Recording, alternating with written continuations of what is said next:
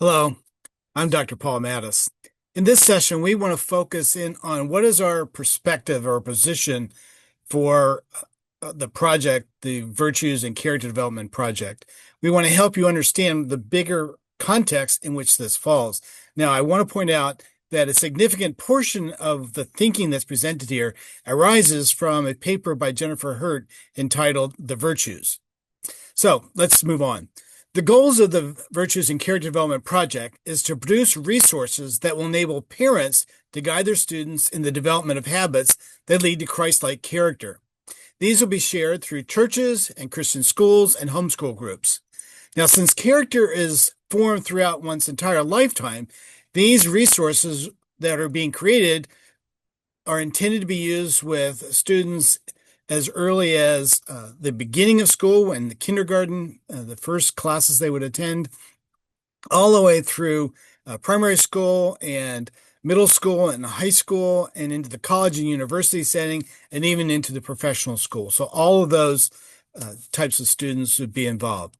Now, we define character as the nature within an individual that enables that person to live out the actions that are needed for the common good, meaning what is good for the community and what's good for society. This results when the virtues, those life habits that are performed repeatedly over time until they become second nature.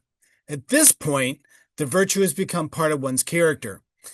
The development of good character enables one to flourish in the community and in society. Since these virtues arise out of one's relationship with God, they are gifts of grace and not merely the product of human effort. While it is common to focus on legalism, meaning following rules that form a code of conduct, character formation, rightly understood, goes far beyond this to enable the person to act in a way that is well in every situation for the common good, meaning for the good of the community. The person with good character thinks, feels, desires, judges, and responds in ways that are appropriate for each situation in life.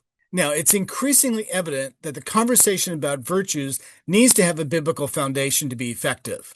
Thus, the goal is Christ-like character. Furthermore, each virtue addresses a particular problem, either to be resolved or to be avoided. For example, humility is necessary to counter the problem of pride in the lives of an individual and in the culture. This insight leads to the need for this project to explore each virtue and answer the question, what problem does this virtue resolve or avoid? In essence, virtues are a means through which God is able to work in the lives of individuals and in the community to build relationships that bring about flourishing. It is important to note that while everyone is developing character throughout one's lifetime as a result of each life experience, so you could have good or bad character, both of those are possible, the purpose of this project is to develop good character or godly character. It's for this reason, meaning that character formation occurs throughout the lifetime, that the resources that we're producing are for at all levels, whether we're talking about the primary school, the secondary school, the higher education, all of those are part of this.